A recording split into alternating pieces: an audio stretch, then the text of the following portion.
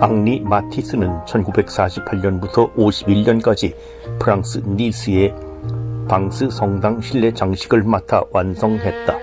방스 성당은 단순미, 간결미가 중심이 된 마티스 예술의 진수가 잘 드러난 공간으로 알려진다. 현대 그리스도교 미술 산책 1.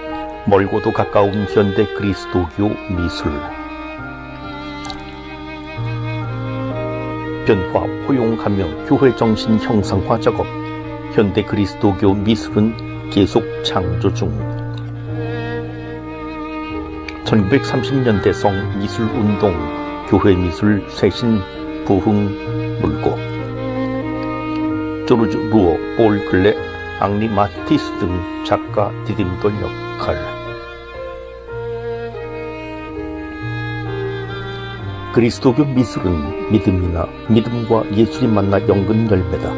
문화의 세기, 신심을 고양시키고 영적 묵상으로 이끄는 그리스도교 미술의 가치 또한 새롭게 환기되는 때다.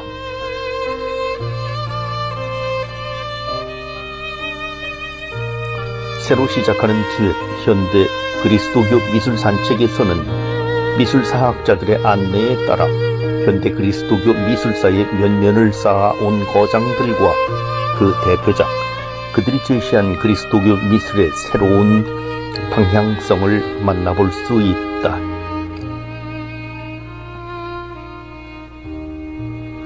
기획 연재에 앞서 이번 호에서는 간략한 그리스도교 미술사와 현대 그리스도교 미술의 흐름 등에 대해 살펴본다.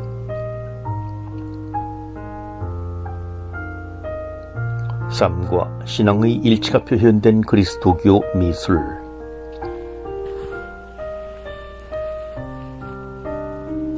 박물관이나 미술관에 가면 18세기 이전의 유명 미술작품 대부분 주제가 종교와 관련된 것을 알 수 있다.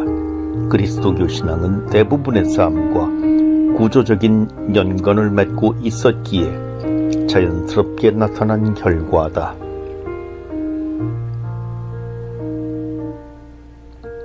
실제 그리스도교 미술사는 그 자체로 서양 미술사라고 불릴 만큼 서양사 안에서 큰 비중을 차지해왔다. 특히 중세 미술가들은 하느님을 찬미하기 위해 재능을 한껏 발휘했고, 대중들은 그 작품들을 통해 하느님과의 영적 교류의 힘을 더하고자 했다. 성경은 근대 사회로 돌아오기 전까지 서양 미술에서 가장 중심이 되는 화두였다.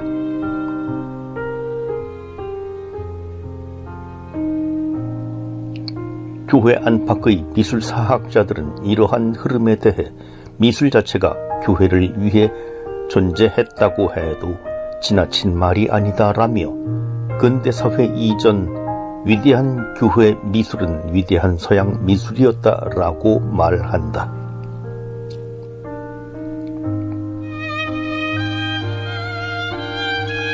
하지만 19세기 초부터 갖가지 이즘들이 탄생하고 20세기 들어 추상이 대두되면서 그리스도교 미술은 현대 미술에서 거의 제외되는 분위기가 만연했다.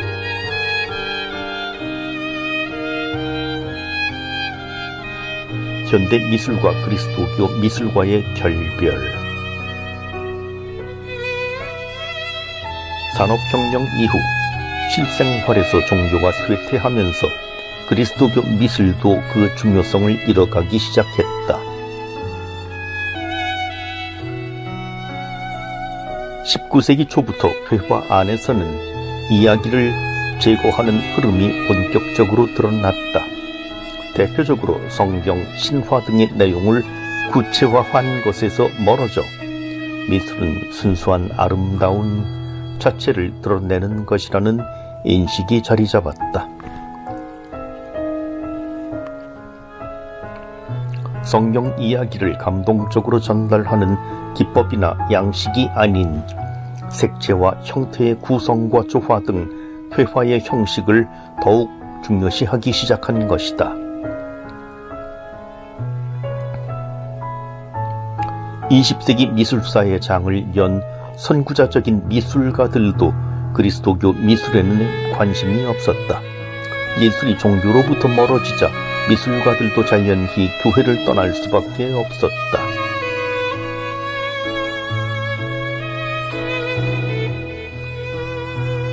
현대 미술가들이 종교화를 그리더라도 성경이나 교리 내용을 전달하거나 신앙적 감동을 표현하거나 제공하기 위해 혹은 교회에 봉사하기 위해서가 아니었다. 단지 회화를 위한 주제의 하나로 성경을 선택했을 뿐이었다. 게다가 교회는 현대 미술을 이해하지 못했고 전통적인 그리스도교 미술의 안주, 그리스도교 미술은 현대 미술사에서 더욱 밀려나게 됐다.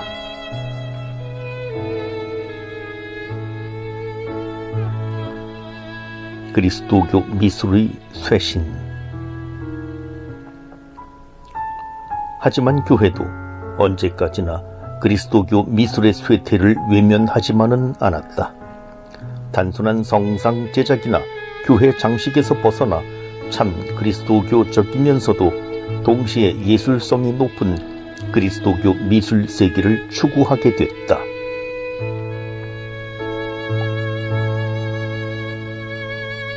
그리스도교 미술의 쇄신과 부흥의 물꼬를 튼 대표적인 움직임은 프랑스 성 도미니코 수도회가 1930년경 일으킨 성미술운동이다.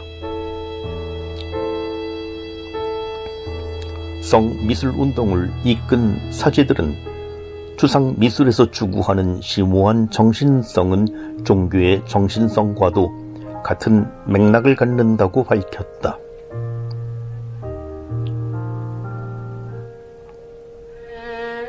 정신을 재현한다는 점에서 구상미술보다 추상미술이 교회의 가르침에 더 가깝게 접근하며 성경 이야기를 멋지게 형상화하는 것보다 종교의 정신적인 성스러움을 표현하는 것이 보다 더 그리스도교 미술다운 것이라는 설명이다. 20세기 미술에서 가장 위대한 업적은 추상미술의 창조로 일컬어진다. 반면 추상미술은 성경의 내용을 형상화하지 않기 때문에 그리스도교 미술로는 부적합하다는 인식이 만연했고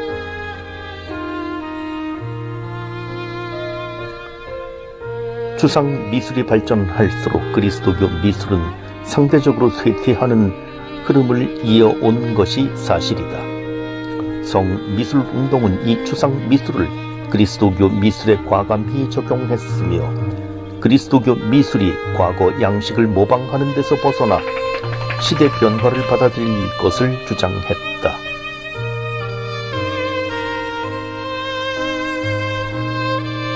현대 그리스도교 미술. 단순히 종교를 주제로 한 작품이라고 해서 그리스도교 미술이 될 수는 없다. 그리스도교 미술가들과 미술사학자들도 작품 그 자체가 하나의 시각적 교회로 인식되고 이 세상에 믿음과 사랑을 심어 성부께 영광을 돌릴 수 있는 행위가 되어야 한다고 강조한다.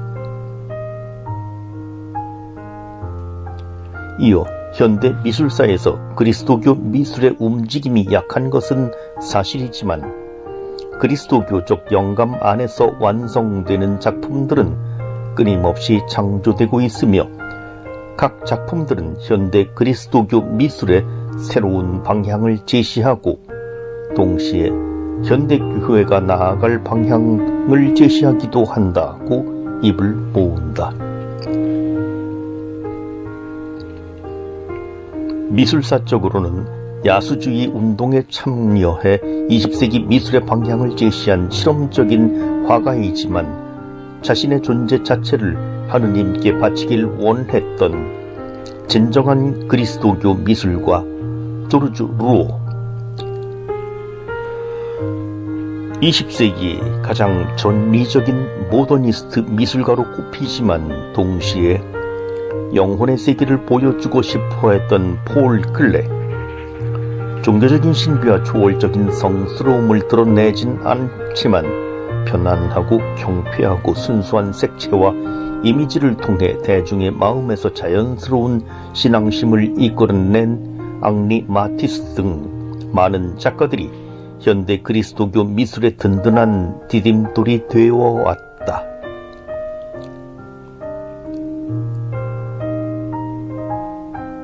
급격히 변화하는 현대 미술사 안에서도 그 변화를 포용하면서 불변의 교회 정신을 형상화하는 예술은 그 어느 때보다 중요성을 더한다.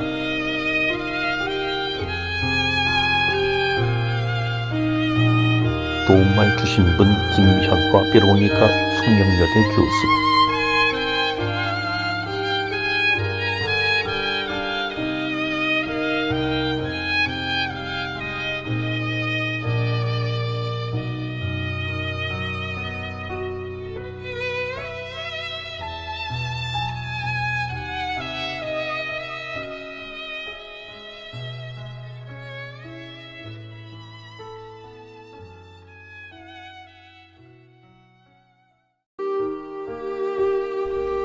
현대 그리스도교 미술 산책 두 번째 모리스 드니 부활절의 신비.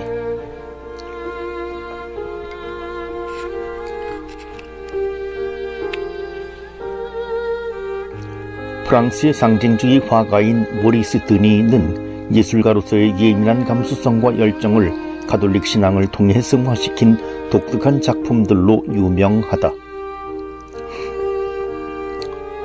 모리스 드니는 나비파의 일원이기도 하였는데 히브리어로 예언자라를 뜻하는 나비는 표피적 아름다움만을 추구하는 인상주의를 거슬러 인간과 우주의 본연의 아름다움과 종교성을 나타낼 수 있는 새로운 표현 방식을 창조하자는 의미로 사용된 것이었다.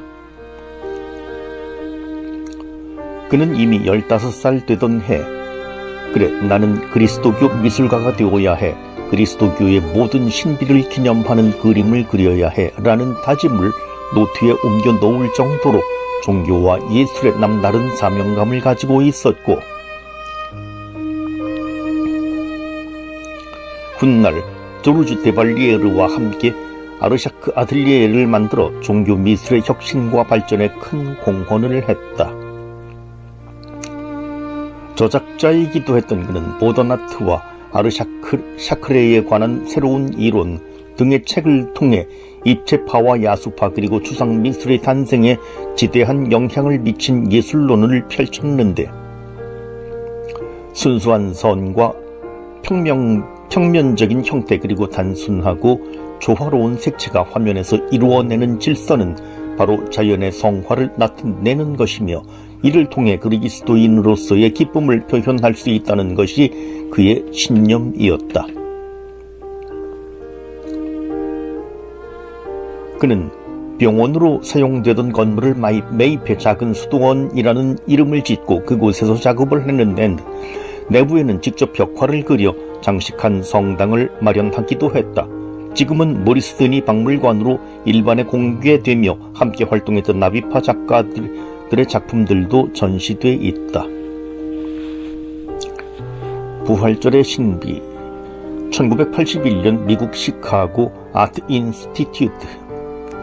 현재 미국 시카고 아트 인스티튜트에 소장되어 있는 부활절의 신비는 1891년 완성된 것으로 그의 예술론을 잘 보여주는 대표적인 작품들 중 하나이다. 화면의 작은 색점들은 신인상주의의 점묘법을 연상케 하고, 구불구불하고 단순한 색면은 고갱의 작품을 떠올리게 하지만 작품의 내용은 매우 종교적이고 강한 상징성을 띠고 있어 모리스 드니의 독특함을 드러낸다.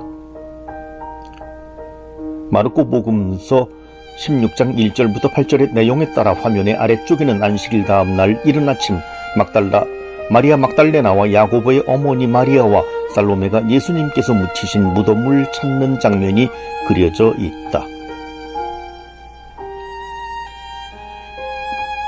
향유를 발라드리러 온 그들은 뜻밖에도 예수님 대신 한 천사를 만나게 되는데, 예수님께서 되살아나셨다는 천사의 말을 듣자 겁에 질려 땅에 엎드린 모습으로 표현됐다. 하지만 화면의 윗부분은 성경의 이야기와는 전혀 다른 장면이 펼쳐져 있다. 저 멀리 보이는 푸른 하늘 아래로는 2층 건물이 서 있는가 하면, 유연한 나뭇가지들 뒤편으로 펼쳐진 녹색 들판에는 흰옷을 입은 사람들의 행렬이 보인다. 도대체 무슨 내용일까 궁금해진다.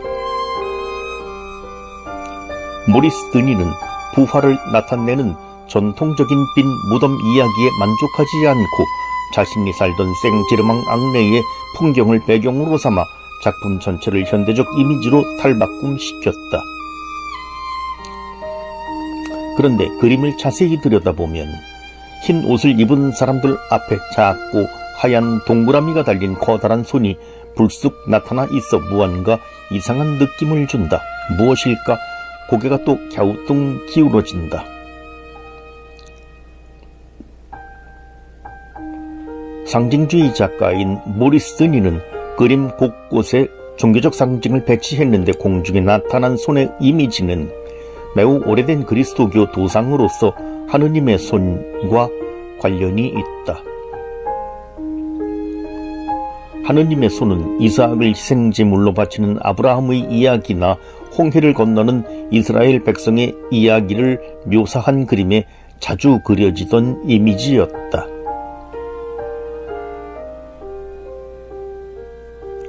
모리스 드니의 작품에선 나타난 손은 성체를 분배하는 사제의 손을 상징하기도 하고, 좀 더 넓은 의미로 보자면 성자 그리스도를 세상에 보내는 성부의 손을 의미하기도 한다.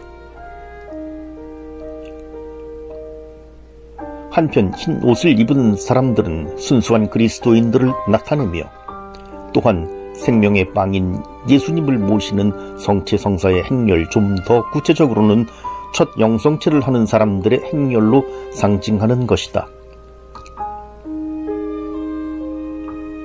그렇다면 부활과 성체 성사는 무슨 이유로 함께 그려지게 된 것일까? 여기서 모리스 드니의 깊은 종교적 성찰이 드러난다. 예수님의 부활 사건은 과거에 지나간 일회적 사건이 아니라 우리에게 매 순간 벌어지는 지금 여기의 사건이라는 의미, 즉 예수님께서는 육신으로 살아나셨고 다시 빵으로 되살아나셨다는 의미이다. 부활절의 신비란 바로 예수님의 현존인 것이다.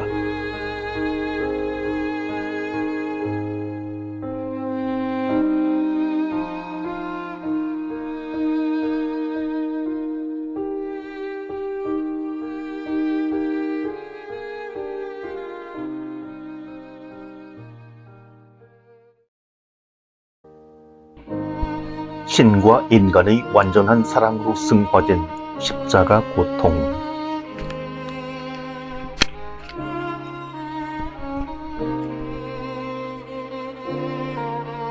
에릭 길. 에릭 길은 영국 개신교 교파의 가정에서 태어나 가톨릭으로 개종한 작가이다. 이후 다칠링의 성 요셉과 성 도미니크 장인 길들을 세웠으며 가정을 이루었지만 평생 도미니크회 재속 회원으로 살면서 가톨릭 교리와 신앙의 바탕을 둔 작품을 다수 제작했다.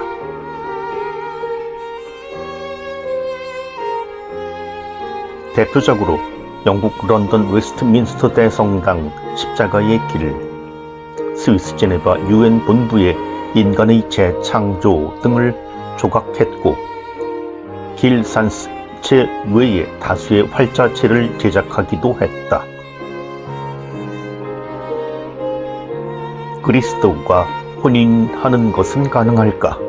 십자가 처형 중에 왜 막달라 마리아는 그리스도를 포옹하는가? 그리스도와 막달라 마리아는 하나가 될 수 있을까? 에릭 길은 이 물음에 대한 답을 이미지로 형상화시키고 있다.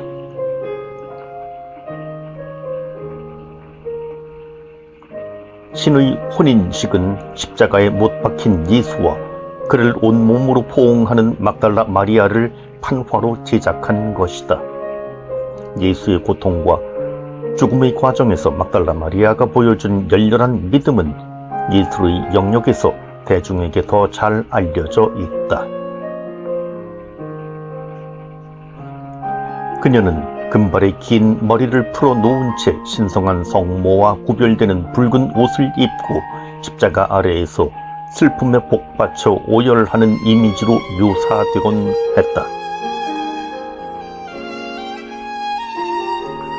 막달라 마리아를 죄 지은 여인으로 인식하는 분위기에도 불구하고 그녀가 끊임없이 종교 미술의 재현 대상이 되었던 것은 그녀가 회개하고 예수를 따랐던 열렬한 신앙인의 모델로 여겨졌기 때문이다.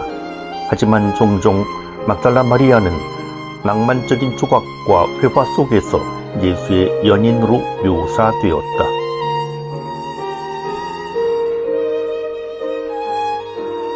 심지어 오늘날 무신론자 혹은 비그리스도교인들은 그녀를 열정적인 예수의 여제자라기보다는 다빈치 코드와 같은 추리소설을 통해 흥미있는 스캔들 소재로 재현해내고 있다. 이러한 흐름을 예견하기라도 한 듯 에릭 길은 신의 결혼식에서 막달라 마리아를 전통적 코드로서 묘사하지 않고 성애적 질감이 느껴지는 인물로 형상화하고 있다.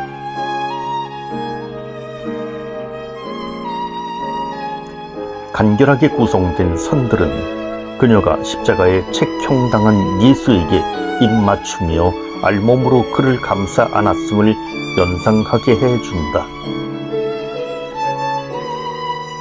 한껏 연인과의 관계를 환기시키는 이러한 변형된 종교적 이미지는 아무리 시대의 풍조가 변했다고 해도 가히 파격적이지 않은가. 아이러니하게도 이 작품은 전형적인 종교적 이미지로 사용된 작품이다. 에릭 길은 이 작품을 영국 도미니코 수도회 사제 제럴드 반의 서품식 카드로 제작했다.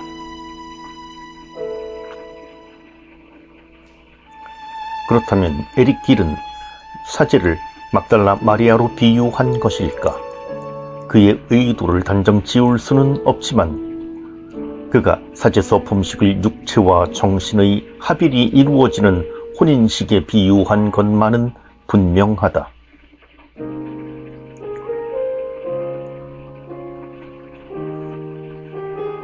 실제 에릭 길은 가정을 이룬 평신도였지만 신비주의 영성가들이 그토록 갈망하던 신과 인간의 일치에 관심을 가졌던 사람이었다. 이러한 생각들은 다분히 사제 서품식을 신인 그리스도와 인간인 막달라 마리아의 합일로 이미지화시키려는 의도로 보인다.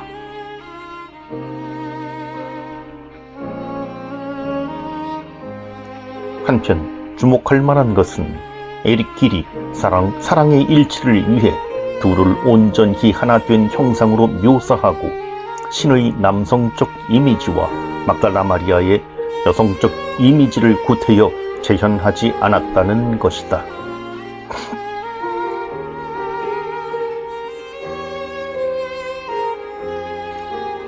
사랑의 일치를 위해 그들에게는 자아 상실이 필요했던 것은 아닐까.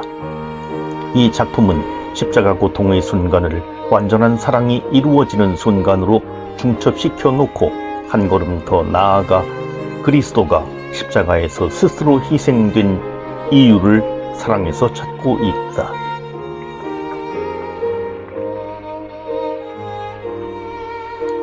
에릭 길이 세속적 사랑을 환기시키는 위험을 감수하면서도 혼인의 영적인 친교를 보여주려고 했다면 이 미스터리한 반전의 열쇠는 막달라 마리아에게 있다고 할 수 있다. 과연 막달라 마리아는 누구인가?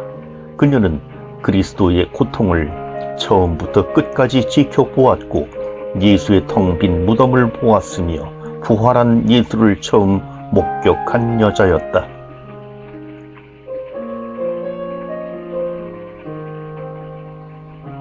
작품은 신과 혼인한 막달라 마리아를 통해 완전한 사랑이 고통을 기꺼이 나눌 수 있을 때 이루어진다는 것을 깨닫게 한다.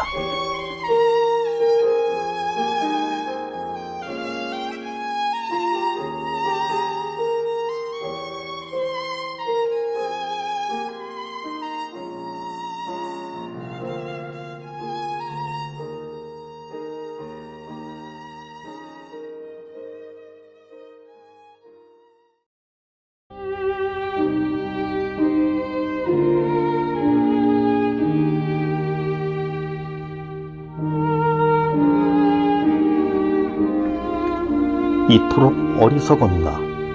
하느님 떠난 절박한 표현. 건조한 색채 단순 구도로 소외된 처지 생생히 표현.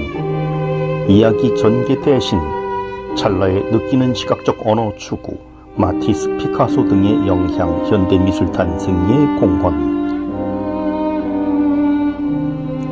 19세기 후반기에 활동한 피에르 퓨비 드 샤반느는 당시 프랑스를 대표하는 뛰어난 실력의 벽화 작가로서 세계적으로 명성이 높았다.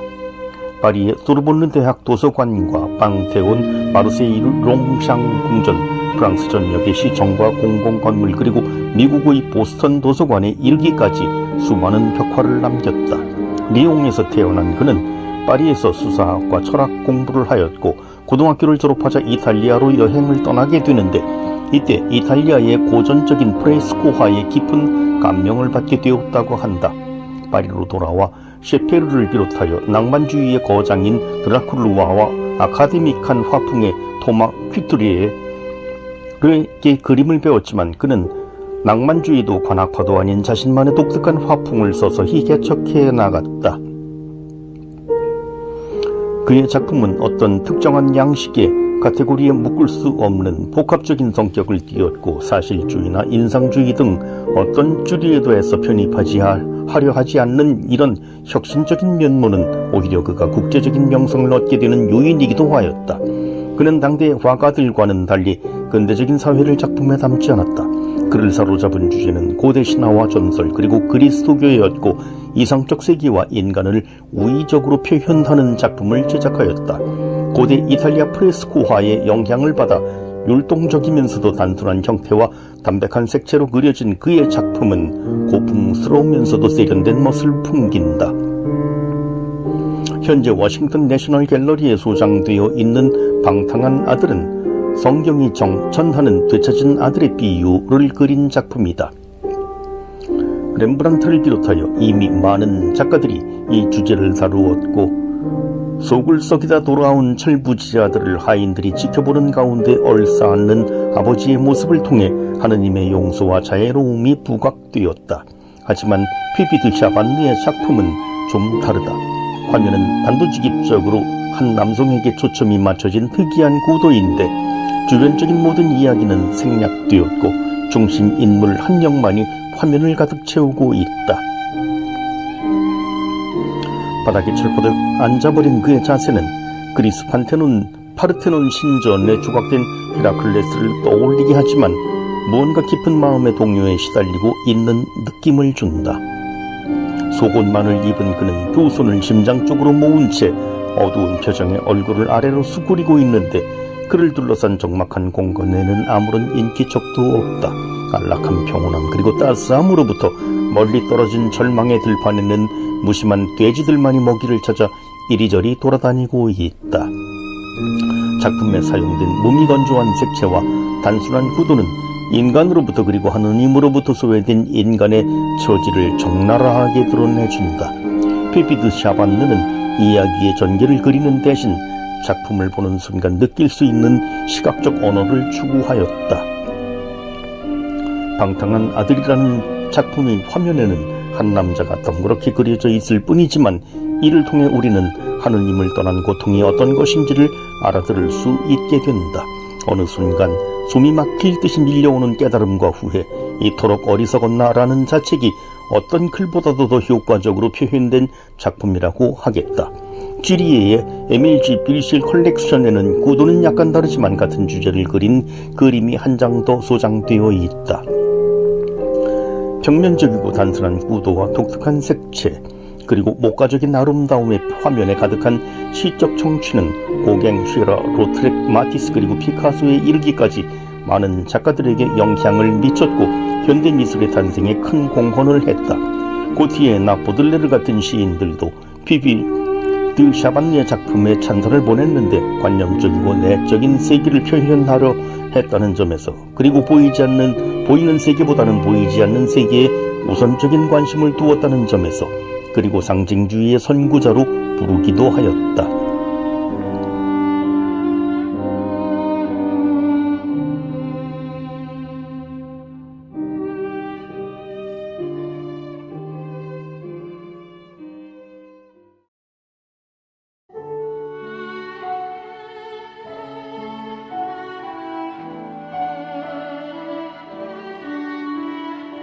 윌리엄 홀먼 헌트는 라파엘 전파라는 예술운동을 이끌어 나간 영국 화가이다. 1848년 결성된 라파엘 전파는 헌트와 로제티 그리고 밀레이가 주축이 되었는데, 화가이자 뛰어난 시인이기도 했던 이들은 라파엘로 시대 이전의 미술을 부활시킴으로써 당시 영국의 미술을 개혁하고자 했다.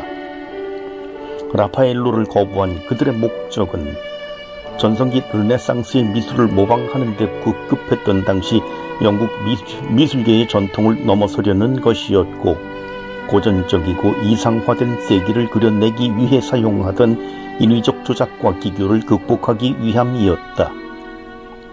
따라서 그들은 회화의 전통적이고 엄격한 규칙, 기법과 양식을 버리고 자연을 직접 관찰해 생동감 있는 그림을 그리려 노력했으며 끊임없는 순수한 분위기를 표현하는 데 주력했다. 특히 헌트의 작품은 사진을 보는 듯한 정밀한 묘사, 선명하고 강렬한 색채, 그리고 뚜렷한 명암의 사용으로 인해 매우 생생한 느낌을 준다.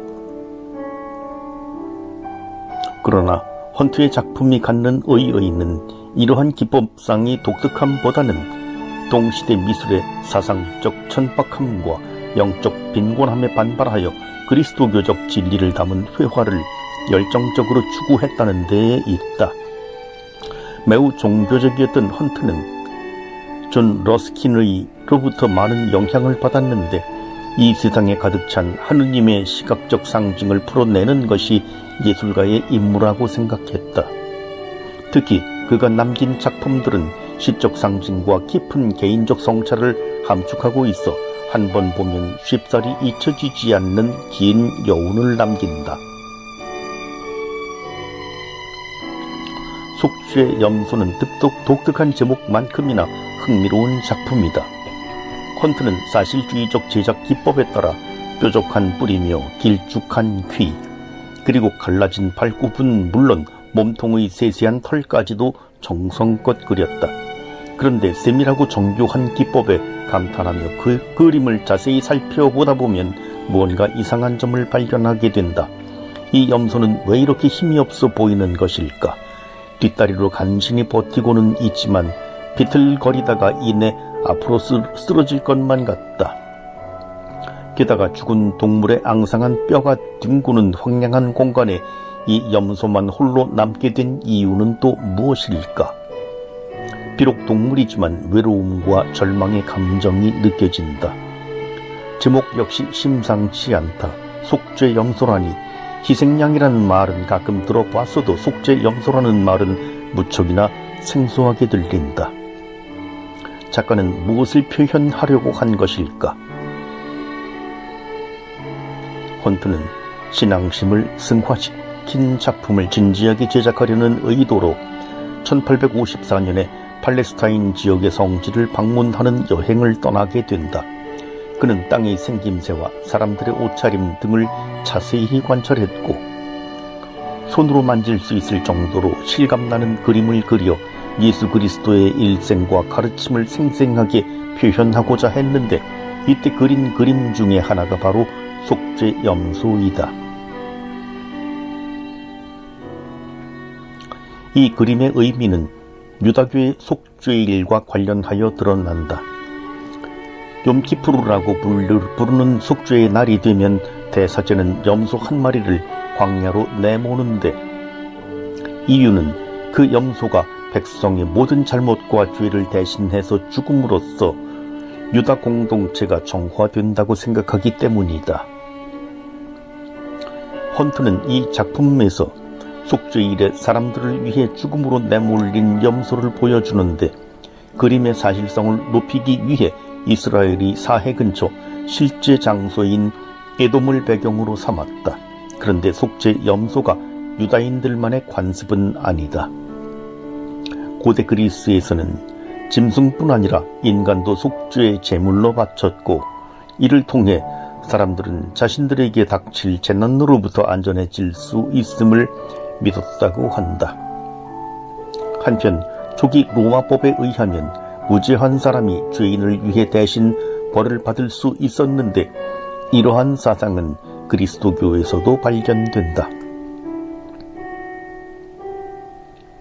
헌트가 그린 속죄 염소는 고난받은 야훼의 종의 모습이며 모든 인류의 죄를 대신 짊어지고 십자가의 죽음을 받아들인 예수 그리스도의 또 다른 모습이다. 이를 반증하듯 작가는 그리스도의 가시관을 상징적으로 나타내는 붉은 리본을 염소의 뿔에 그려 넣었다. 사순 시기를 보내는 우리에게 예수 그리스도의 대속에 관해 많은 것을 생각하게 하는 작품이다.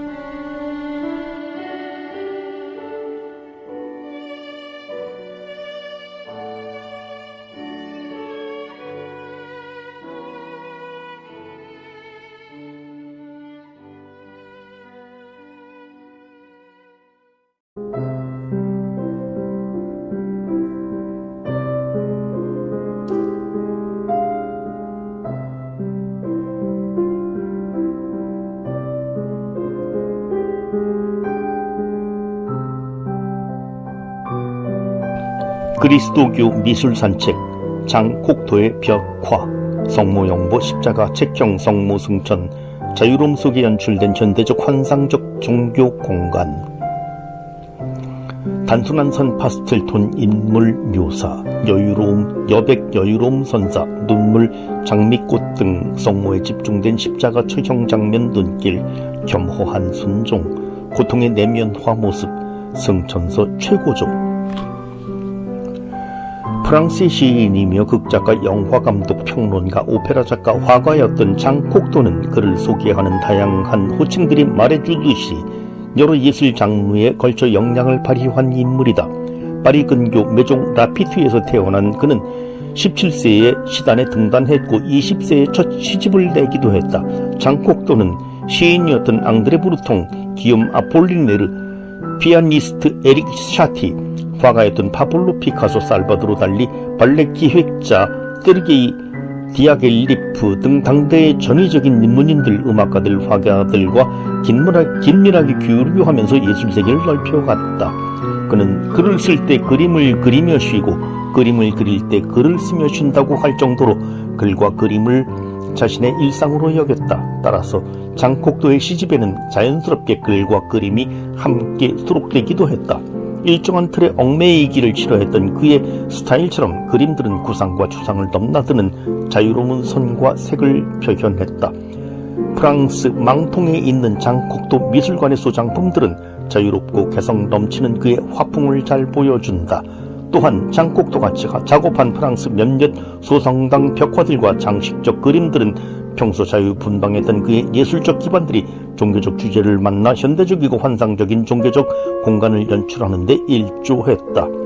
우리가 장콕토의 이 벽화 작품을 만날 수 있는 것은 프랑스가 아닌 런던의 화려한 극장과 골목의 한 성당이다. 네온사인이 번뜩이는 런던의 한복판에서 누군가 복잡한 마음을 내려놓고 싶어 성당에 들어선다면 누구도 기대하지 않았던 장면에 놀랄 것이다. 성당의 주 재단 왼쪽에 있는 장국도의 소성당은 추운 겨울밤 어두운 거리에서 창문에 비친 따뜻한 집안을 들여다보는 듯 유리로 된 유리 공간 안에 환한 분위기의 벽화를 갖추고 있다. 평소 종교적인 인물도 종교화가도 아니었던 장국토가 이 아름다운 소성당의 벽화를 제작했다는 것은 작품이 소장된 장소만큼이나 우리를 설레게 한다. 제대 뒤에 있는 중심 벽에는 예수의 처형 장면이, 왼쪽 벽에는 천사 가브리엘과 성모가 대면하는 순간이 묘사되어 있고, 오른쪽 벽에는 천사들과 함께 승천하는 성모의 모습이 그려져 있다. 독특하게도 십자가 처형 장면에서 예수는 없고 과감하게 생략된 못 박힌 그의 다리만이 보인다. 십자가 책형에 그려진 인물들은 예수에게 육체적 심리적 고통을 주었던 로마 군인들과 사랑과 위로의 힘이 되어주었던 세 명의 마리아가 주되게 재현되었다. 벽면을 꽉 채운 인물들은 성서에서 설명된 대로 자신의 역할에 맞게 행동하고 있다. 새롭게 주목되는 것은 예수의 피로 꽃 피워진 장미이다. 이러한 이미지는 고통의 신비를 통해 기도의 장밋꽃 송이를 바치는 로사리오의 진심과 연관된 상징일 것이다. 프레스코의 인물들은 여느 스케치에서 볼 수 있는 법한 단순한 선으로 그려져 있다. 또한 윤곽선에서 배어나오는 듯 옅게 칠해진 파스텔톤의 색들은 인물들로 꽉 채워진 공간에 여백을 주어 화면의 여유로움을 선사한다. 심지어 소성당의 벽면에 조명빛이 더해지면 범상치 않은 검은 태양 아래 행해진 처형 장면마저도 관람자의 시선을 온화하게 만든다. 이것은 벽화에서 십자가 처형 장면이 예수보다 성모에게 집중된 것임을 그녀의 눈물과 장미꽃, 좌우 벽면의 성모 그림을 통해 알 수 있다. 성모의 겸허한 순종이나 아들의 고통을 수용하고 내면화했던 그녀가 승천하는 장면에서 최고조에 이른다. 실제 이 벽화는 다재다능했던 만큼 인생의 곡절도 많았던 그가 70대의 나이로 일주일 만에 집중적으로 완성한 작품이었다. 인생의 황혼에서 장국도는 이 작품에 많은 열정을 쏟았다. 특히 작업을 마치면서 노트르담 성당의 열린 마음을 잊지 않겠노라고 했던 언급을 생각해볼 때 그의 벽화 작업은 단순히 종교적 공간을 시각적 이미지로 설명하고 장식하는 수준을 넘어서 보인다. 그래서인지 장국도의 소성당은 성모처럼 따뜻하고 편안한 공간으로 낯선 방문자들에게도 충분한 위로를 전하고 있다.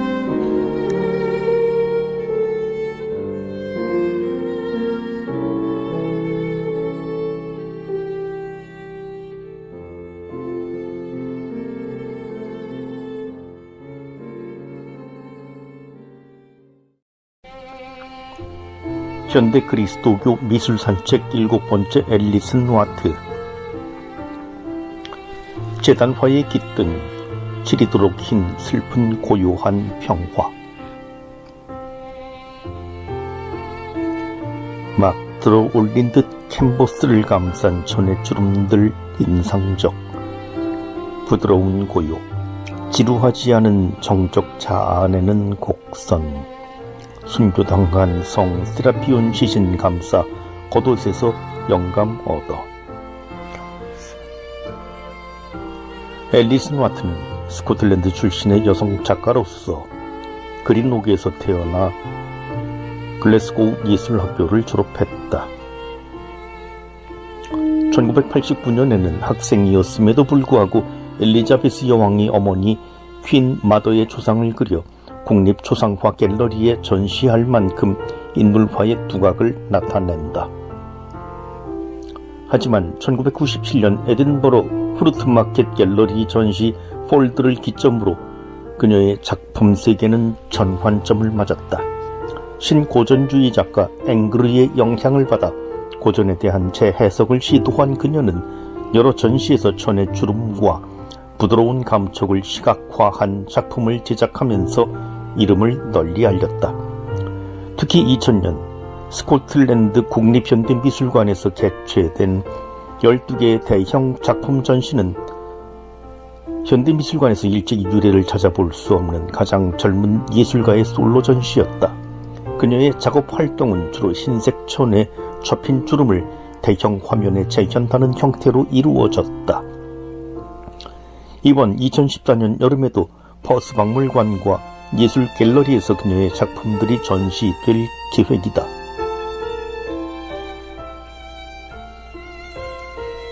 그의 작품 고요 스틸은 2004년 에딘버러 국제 페스티벌 기간 동안 올드 세인트 폴 성당의 기념 채플에 설치되었던 고요 스틸이라는 작품으로 지금까지 성당에 비치되어 있다. 앨리슨 와트는 이 작품으로 2005년 교회 공간을 후원하는 예술작품상인 에이스상을 받았다. 12피트나 되는 대형 작품 고요는 얼핏 보아서 한 개의 캔버스처럼 보이지만 4개의 캔버스가 모여있는 형태이며 각각의 캔버스들 사이에 생긴 공간들이 십자가를 만들어낸다. 작품이 소장된 올드 세인트 폴 교회는 스코틀랜드 종교 개혁과 옥스퍼드 운동의 역사 속에서 1883년 새롭게 재건된 건물이었다. 성당의 주지단 왼쪽 작품이 설치된 기념 채플은 세계대전에서 희생당한 사람들을 기념하기 위해 건립된 곳이었다. 100년이 넘은 성당의 중후함은 한편으로 성당의 분위기를 무겁고 어둡게 만든다. 작은 아치형 입구를 지나 컴컴한 기념 채플 안에 들어선 감상자는 어둠 속에 만개한 순백색의 장미 같은 캔버스에 압도당할 것이다.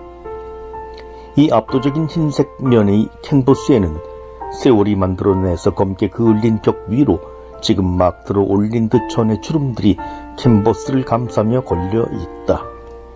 대조적으로 검은 벽과 그 벽, 작품 측면 벽 위에 새겨진 희생자들의 이름은 공간의 숙연함과 고요를 지배하고 있다.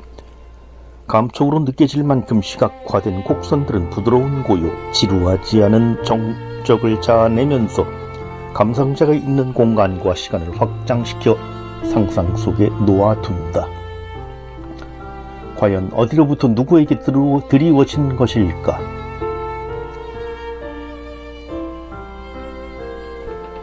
작품을 제작하는 1년 동안 앨리슨 와트는 매일 이 기념 채플을 방문했고 17세기 스페인 작가 프란시스코 데 스루바란의 성 세라피온에서 영감을 받았다고 한다. 그녀는 무엇보다 순교당한 세라피온의 시신을 감싸고 있는 겉옷에서 무한한 슬픔과 성스러움을 느꼈다고 말한다. 그녀에게 옷이란 삶의 한 부분이고 옷을 이루는 천들은 인간이 느끼는 매 순간에 현존하는 것이다. 또한 인간의 신체와 가장 밀착되어 삶의 장면들을 익숙하게 목격하는 물질, 그 자체인 것이다. 마치 예수님의 스치고 지나가는 옷자락을 만지기만 해도 자신이 나을 것이라 믿었던 여인처럼 저는 모든 이에게 어떤 방식으로든 의미가 있는 것이다.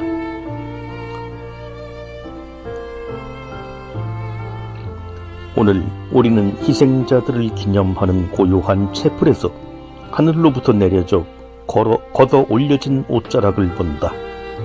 그 어떤 제단화가 이토록 시리도록 흰 슬픔과 고요한 평화를 선사하는가?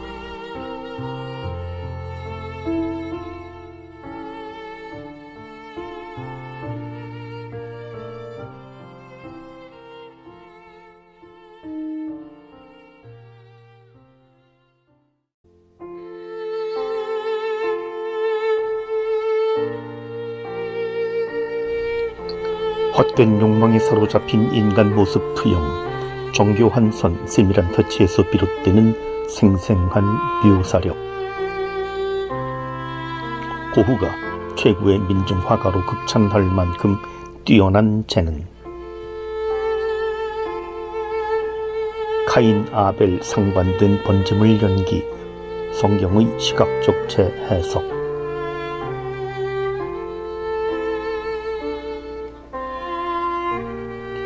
폴 기스타브 두레는 스트라스부르에서 태어나 파리에서 활동한 프랑스의 화가이자 뛰어난 삽화가이다. 별다른 미술 교육을 받지도 않았지만 그는 어렸을 때부터 그림에 남다른 두각을 나타냈으며 10살에 이미 사회 풍속을 주제로 한 삽화를 그려낼 정도였다.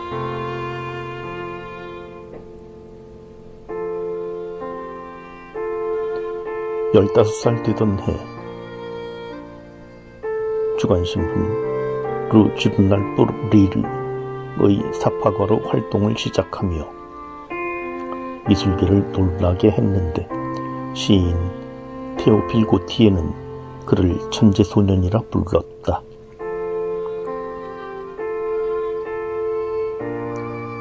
(1854년) 레블레의 소설 까르강티아와 방타그리쉘의 삽화를 그리면서 도레는 큰 명성과 대중적 인기를 한 몸에 얻게 됐고 이후 성경을 비롯해 단테의 신곡, 루도비코 아리오스토의 광란의 오를란도, 밀톤의 신라권, 그리고 라블레, 바이런, 페로, 세르반테스, 세익스피어, 위고, 발자크, 에드가 포우 등 수많은 문학가들의 작품에 삽화를 그렸다. 그는 유화, 수채화, 판화, 조각 등 다양한 장르를 시도했으며 51년 동안 1만 점 이상이라는 방대한 양의 판화를 제작하였는데 그의 작품이 실린 책은 220권이 넘는다.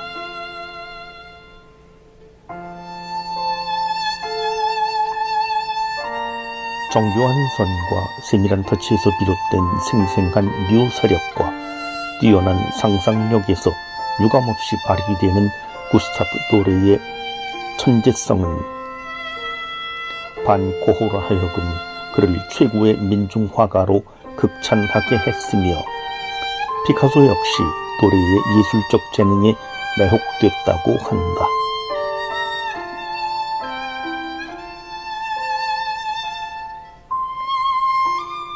도레의 작품은 서양 미술사의 어느 유파에도 속하지 않았지만 상상력을 중시하는 현대 미술과 영화 그리고 일러스트에 지대한 영향을 미쳤으며 그를 기념하는 최초의 회고전이 현재 파리의 오르세 미술관에서 열리고 있다.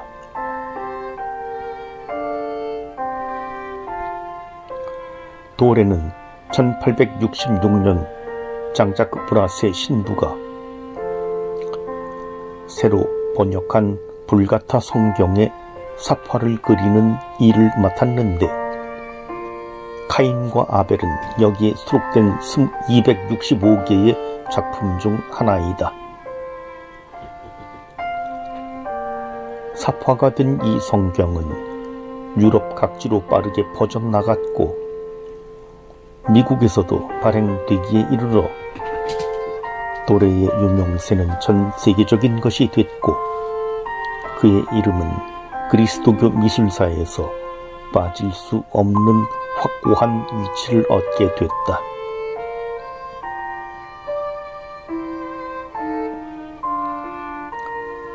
카인과 아벨은 양치기가 된 아벨과 땅을 붙이는 농부가 된 카인이 주님께 제물을 바치는 이야기 창세기 4장 1절부터 8절을 그리고 있다. 동생 아벨은 양떼 가운데 맛배들과 그 굿기름을 그리고 형인 카인은 땅의 소출을 각각 제물로 불사르는 장면인데 화면에 크게 그려진 카인은 어찌된 일인지 제물을 바치는 일에는 관심이 없고 그의 동생을 바라보는 데에만 정신이 팔린 모습이다.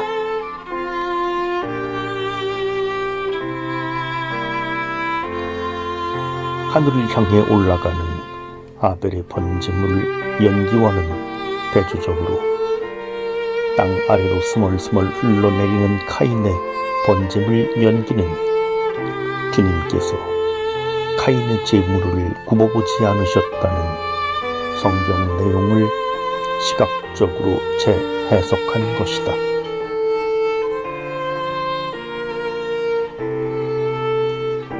양치기가 된 아벨과 농부가 된 카인이 주님께 제물을 바치는 이야기, 창세기 4장 1절부터 8절을 그린 카인과 아벨.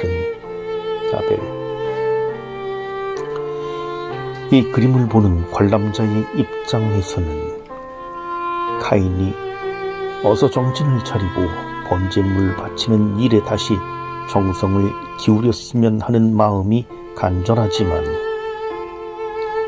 남과의 쓸데없는 비교로 시기와 질투에 사로잡힌 카인은 불끈 주먹 쥔 손으로 무언가 어두운 계획을 세우고 있는 듯하다. 단정한 옷차림으로 무릎을 꿇고 하늘을 쳐다보는 아벨과 달리 카인의 벌거벗은 몸은 육신과 현세의 헛된 욕망에 사로잡힌 인간의 모습을 보여준다.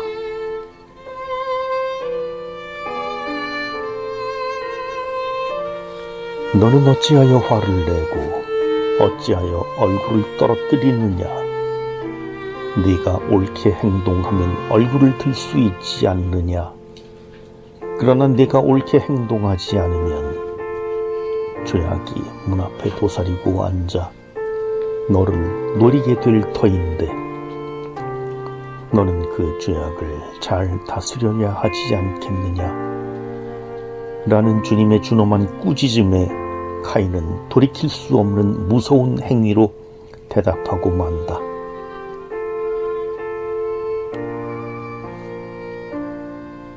도래는 아벨의 죽음도 판화로 제작했는데 어스름한 달밤 황량한 들판에서 벌어지는 살인을 매우 드라마틱하게 묘사했다. 정확한 소묘력과 작품의 극적인 구도, 그리고 빛과 어두움의 대비는 성경의 의미가 뚜렷이 드러나게 하는 조명과도 같은 역할을 하고 있으며, 그의 작품은 단순한 삽화가 아니라 두고두고 간직하고픈 성화가 되어 있다.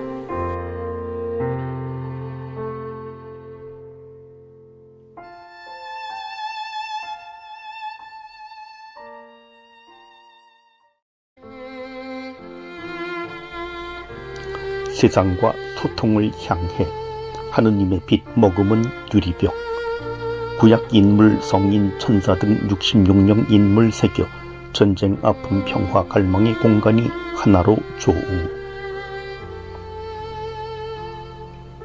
유리 인그레이버로 알려진 존 허트는 스코틀랜드와 웨일즈에서 뉴질랜드로 이민 갔던 영국인 2세대이면서 1975년 창설된 영국 글라스 인그레이버 길드의 초대 부의장이었다.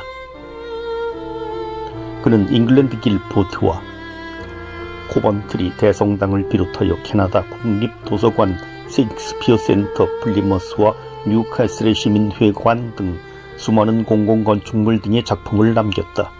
그의 작품은 대부분은 유리 출입문과 유리벽에 조각한 인물 부조였다. 이러한 인물 형상들은 딱딱하고 다루기 예민한 유리 재질의 펜으로 스케치를 한 듯 섬세하게 새겨진 선과 함께 유리의 투명도를 조절하여 색채 없이도 명암과 입체감을 살린 생동감 있는 모습을 하고 있다. 오늘날 무엇보다 존 허튼을 위대한 예술가로 기억하게 한 작품은 영국 코번트리 대성당의 성인들과 천사들의 스크린이었다. 이 유리벽 작품을 이해하는 열쇠는 먼저 코번트리 대성당의 역사로부터 출발한다. 코번트리 지역은 영국 중부 지역의 전형적인 제조업 도시였다. 이러한 이유 때문에 세계대전 중인 1940년 11월 독일군의 공습으로 참혹한 희생을 겪어야만 했다. 특히 고번트리의 대표적인 성 미카엘에게 봉헌된 대성당은 무참하게 파괴되었다. 이후 대성당은 엄청난 위용을 자랑하며 새롭게 재건되었다. 특히 대성당 내에 서덜랜드와 존 파이퍼 같은 작가들의 작품은 세간의 이목을 끌기에 충분했다. 하지만 코번트리 대성당을 떠올렸을 때 우리에게 가장 깊은 울림을 주는 것은 그 규모나 유명 작품이 아니라 파괴된 대성당과 새로 재건된 대성당이 함께 존재한다는 사실에 있다. 새롭게 재건된 대성당은 모진 세상 풍파를 경험하고 만신창이가 되어 돌아온 아들을 품에 안은 아버지처럼 앙상하게 외벽만 남은 대성당을 곁에 품고 서 있다. 방문자들은 두 건축물 사이에 설치된 포치와 계단을 통해 폐허가 된 대성당과 새 성당 사이를 오가며 감회에 젖게 된다. 그렇지만 이 서로 다른 두 건축물의 진정한 연속성이 어디서부터 오는가를 좀 더 생각해 본다면 그것은 바로 새로운 대성당의 서쪽 유리벽에 있음을 알 수 있다. 전통적인 대성당들은 서쪽 벽과 문을 파사드로 삼았다. 따라서 대성당의 파사드는 건물의 중요한 정면으로 마치 천국으로 가는 출입구와 벽이 되어 예수님과 성모님, 성인들과 천사들의 조각 또는 종교적 장면으로 꾸며졌다. 한편 파사드는 장미창을 두고 빛을 투과하기도 했지만 세속의 공간과 성당 내부를 철저히 불연속적인 공간으로 나누기도 했다. 이와는 다르게 코번트리 대성당은 파사드 역할을 하는 유리벽을 통해 성당 내부와 세상이 소통할 수 있도록 열린 공간을 제공한다. 대성당 내부에서는 폐허의 유적이 있는 세상을 바라볼 수 있고 성당 밖 폐허의 유적에서는 환상적인 대성당을 훤히 들여다볼 수 있다. 따라서 유리벽은 전면에 빛을 투과함은 물론 과거와 현재, 전쟁으로 난 상처, 폐허와 평화를 갈망하는 종교적 공간이 조우하도록 허락한다. 수십 개의 격자 유리가 모인 벽에는 과거 파사드처럼 구약의 인물들과 천사들, 복음사가들, 예수와 마리아, 영국 성인 등 66명의 인물이 실물보다 크게 새겨져 있다. 규칙적인 격자의 단조로움을 피하기 위해 형상을 번갈아 조각하기도 하고 때로 격자를 무시하고 대각선 형태의 천사들을 리듬감 있게 배치하기도 했다. 유리벽에 새겨진 이 성인과 천사들은 성스러운 영으로 날아올라 우리 자신을 반사하기도 하고 우리가 바라보는 곳을 비추기도 한다. 따라서 유리벽은 조용히 말을 건넨다.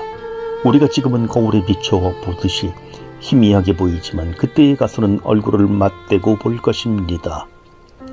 지금은 내가 불완전하게 알 뿐이지만 그때에 가서는 하느님께서 나를 아시듯이 나도 완전하게 알게 될 것입니다.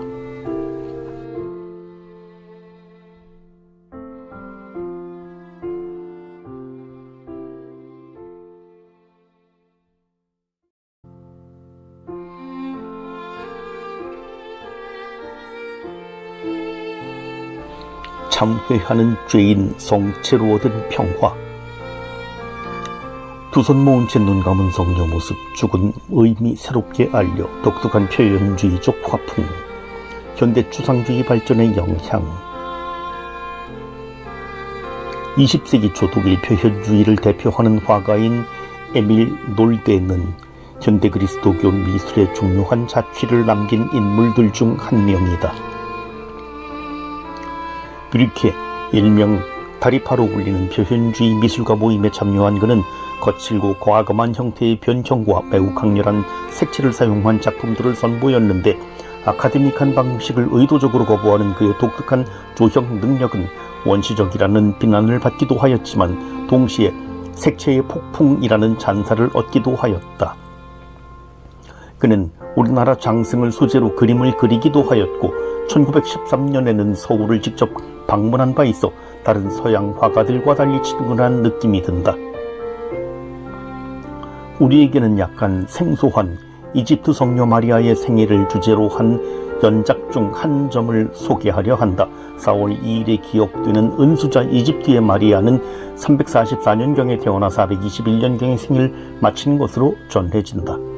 예루살렘의 소프로니우스가 쓴 이집트의 마리아 성녀의 생애에 의하면 조숙한 말썽꾸러기였던 그녀는 어렸을 적에 집을 나간 후 대도시 알렉산드리아에서 매춘부에 방탕한 생활을 하였다고 한다. 그러던 어느 날 그녀는 성 십자가 현양 주기를 지내기 위해 예루살렘으로 향하는 순례자들과 우연히 합류하게 되는데 함께 여행하는 도중 그 순례자들을 악행에 끌어들이는 죄를 저지르고 만다.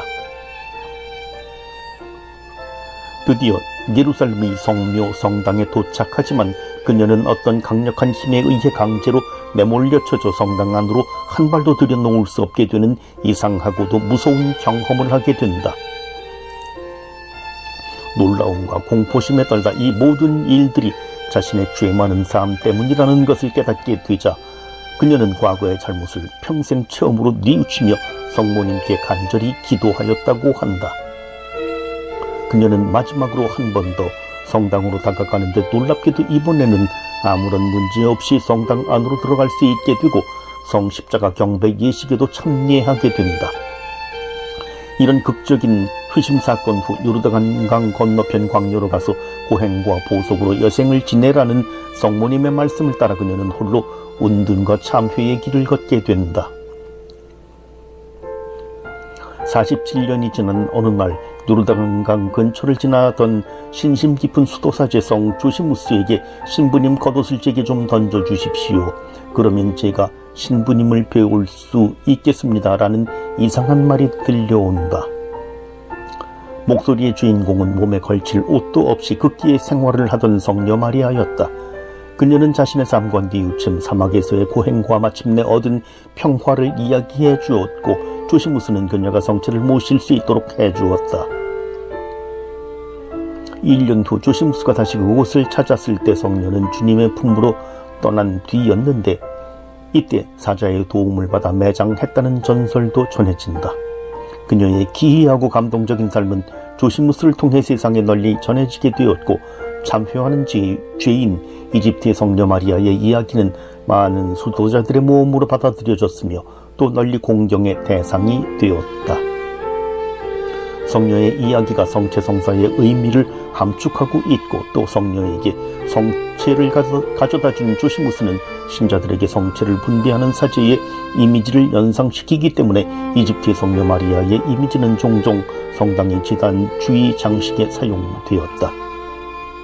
일반적으로 이집트의 마리아는 중성적인 모습으로 표현되며 나무 막대처럼 깡 많은 몸을 조시무스 신부에게 써받은 망토로 가리는 장면, 그리고 마지막 성체를 배경하는 장면이 주로 그려진다. 하지만 에밀 놀데는 전통적인 도상에 구애받지 않고 자신만의 독특한 표현주의적 화면을 창조해내었다. 대상을 보는 새로운 관점, 즉 사실적인 형태나 색채보다는 자신이 생각하고 느끼는 주관적인 감정과 반응을 나타내고자 하는 그의 표현주의적 방식은 현대 추상주의 발전에 큰 영향을 주게 된다. 두 손을 가슴에 꼭 끌어모은 채 눈을 감은 성녀의 모습은 화려하고 강렬한 색감과 묘하게 대조를 이루면서 죽음의 의미를 새롭게 바라보게 한다.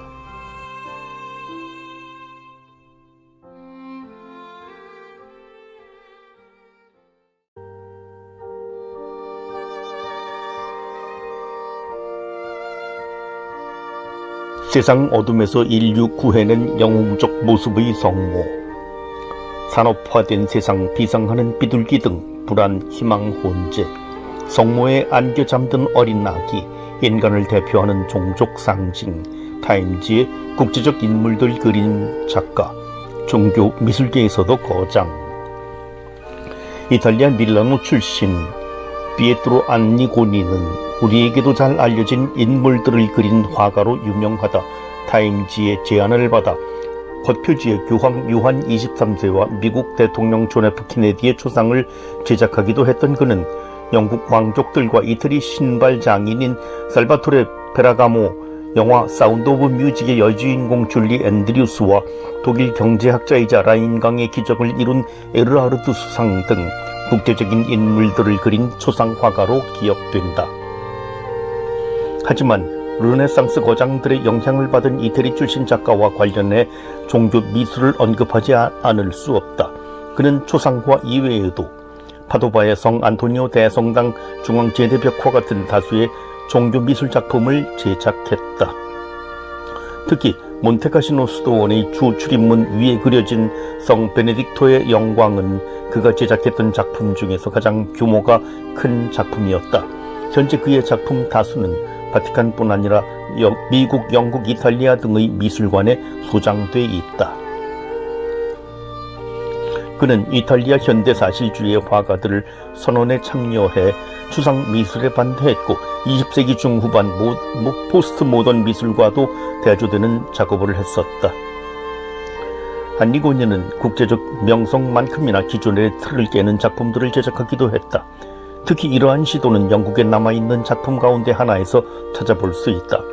그것은 런던 외곽 지역의 헤이스에 소재한 성심 성당의 성모의 그림이다. 1961년 새롭게 재건된 이 현대적인 가톨릭 성당에는 주재단 동쪽 벽에 예수님의 십자가 우상이 배치되는 대신 가로 3m, 세로 5.5m 규모의 성모가 그려져 있다. 성모 성심 성당인 만큼 이 티 없이 깨끗하신 성모 성심의 왼쪽과 오른쪽에는 성모의 7가지 기쁨과 고통을 상징하는 색유리가 함께 배치돼 있다. 복되신 마리아를 그린 그림 중에서 가장 큰 규모로 여겨지는 이 성모는 성당이 소재한 지역의 이름을 따서 미들섹스의 마돈나라는 별칭도 갖고 있다. 전형적인 성모의 모습과는 사뭇 다른 이 건강한 체구의 성모는 한 손으로 어린 아기를 안고 다른 한 손으로는 자신의 왼쪽 심장을 손가락으로 가리키고 있다. 화면 하단 왼쪽으로는 공장과 굴뚝, 송전탑 같은 산업화된 세상이 보이고 성모는 전통적인 그림에서처럼 악의 상징인 뱀을 밟고 있다. 성모의 발 아래에는 하얀 속살을 드러낸 채 잘려진 나무, 거기에 간간히 돋아난 싹과 비상하려는 듯 날개짓하는 하얀 비둘기를 볼 수 있다. 뭔가 불안해 보이는 전조와 희망적인 모티브들이 혼재하는 가운데 작품 안에 가장 평화롭고 감상자의 시선을 고정시키는 것은 바로 성모와 함께 있는 어린 아이이다. 성모에게 얼굴을 묻고 기대어 흠뻑 잠에 취해 있는 이 아이는 누구일까? 알려진 바에 따르면 이 아이는 아기 예수가 아니라 인간을 대표하는 종족으로서의 상징적인 아이를 재현한 것이라고 한다. 수수께끼 같은 이 퍼즐 조각을 맞추면 어떤 드라마틱한 줄거리가 완성될까? 우리는 작가의 의도에 가까이 가기 위해 다시 성모에 집중해야 한다. 폭발하듯 퍼져나간 황금색과 낮은 지평선을 뒤로하고 우뚝 선 성모는 세상의 악과 어둠 속에서 인류를 구해낸 영웅적인 모습으로 나타난다. 우리는 이 영웅적인 성모 성심께 무엇을 의탁할 것인가? 누군가는 바다에서 잃어버린 아이들이 저 성모님 품에 있기를, 또 누군가는 몹시도 아픈 이 나라의 치유와 희망을 성모 성심께 전구할 것이다. 오 티 없이 맑으신 성모 성심이여, 당신의 불타는 사랑 저희에게 보여주소서. 오 마리아님, 온 인류에게 당신 성심의 불타오름을 내려주소서.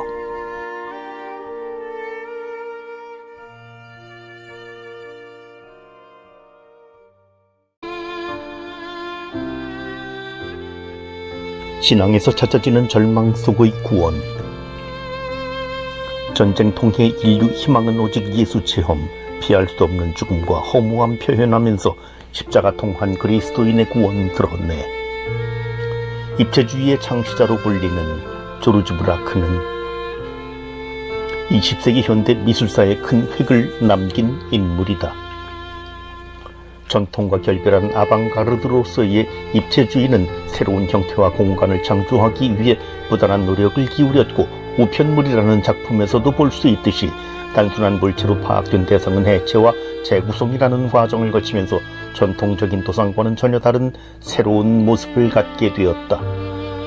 형태적 측면을 지나치게 강조한 브라크의 초기 입체주의 작품은 일견 건조하고 표피적인 새로움만을 추구한다는 느낌을 주기도 한다. 하지만 두개골과 묵주 그리고 십자가를 그린 바니타스는 이전의 작품들과는 전혀 다른 분위기를 보인다. 이 작품은 여전히 입체주의의 표현 방식을 따르고는 있지만 새로운 형태의 창조와 조형적 효과에만 몰두하는 대신 종교적 소재들을 통해 입체주의 작품으로는 다소 뜻밖에도 깊은 상징성과 종교성을 담고 있기 때문이다. 바니타스는 코헬렛 1장 2절 허무로다 모든 것이 허무로다의 라틴어 바니타스 바니타툼 옴니아 바니타스에서 비롯된 것으로서 서양 미술사에서는 17세기의 네덜란드 화가 피에트르 글라스의 정물화로부터 사용되기 시작하는데 두개골이나 촛불, 꽃병이의 꽃이나 모래시계 등 인상의 무상함을 상징하는 소재들이 주로 그려졌다. 이전의 입체주의 작품에서는 사용되지 않던 종교적 소재 그리고 생경하고 강렬한 색채가 바니타스에서 갑자기 나타난 이유는 무엇일까? 무엇이 브라크의 마음을 요동치게 했던 것일까? 십자가와 묵주 그리고 두개골은 당시 브라크가 처한 상황과 밀접하게 연관되어 있다.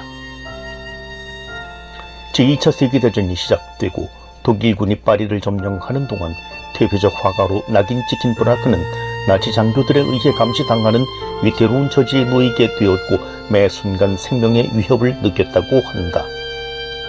한편 오른쪽에 그려진 두개골은 피할 수 없는 인간의 죽음과 허무함을 상징적으로 나타낸다. 그러나 브라크는 묵주에 둘러싸인 커다란 나무 십자가를 화면 왼쪽에 배치함으로써 절망적 상태에서 구원될 수 있는 가능성을 가톨릭 신앙에서 찾고자 하였다. 브라크는 세심하게도 33개의 묵주화를 그려 넣었는데 이는 예수 그리스도의 지상에서의 삶을 상징하며 한 알 한 알 바쳐 따라가며 바치는 묵주기도는 그리스도의 삶이 결국 십자가에서 완성된다는 것 그리고 이를 통해 인간이 구원된다는 의미로 읽힌다. 따라서 십자가를 둘러싸고 있는 묵주의 형상은 십자가를 통해 얻게 될 그리스도인의 구원을 드러내는 것이라 하겠다. 한편 십자가의 배경에 쓰인 자색과 홍색은 제2수요일과 사순시기 그리고 성주간에 사용되는 매우 직접적인 그리스도교의 상징으로서 그리스도의 순환과 고통을 의미하며 이는 또한 브라크가 자신이 처한 극한 상황을 순환과 순교의 여정으로 인식하고 있다는 것을 말해준다. 비록 브라크 자신은 바니타스의 종교성에 대해 드러내놓고 말하지 않았지만 가톨릭 신자의 길을 걸었던 그의 삶에서 비추어 볼 때 신앙의 빛에 따라 작품을 완성시켰음을 짐작할 수 있다. 그는 전쟁 당시 6년 동안이나 같은 주제의 그림을 반복해서 그렸는데 이는 세계대전이라는 최악의 상태에서 그리고 죽음이라는 절망적 명제 앞에서 인류가 희망을 둘 곳은 예수 그리스도뿐이라는 사상을 극명히 드러내는 것이라 하겠다. 브라크는 만년에 노르망디의 발랑주빌에 정착하였고 바다가 내려다 보이는 동네 언덕에 위치한 성 발레리 성당에는 그가 디자인한 스테인드 글라스가 아직도 빛을 발하고 있다. 성당 한쪽에 마련된 묘지에는 두 차례의 세계 대전을 겪으며 화가로서의 치열한 삶을 살았던 그가 마치 그의 작품 바니타스가 보여주듯 모든 예술적 성취와 명예를 뒤로 한 채 신심 깊었던 그의 부인과 함께 고요히 잠들어 있다.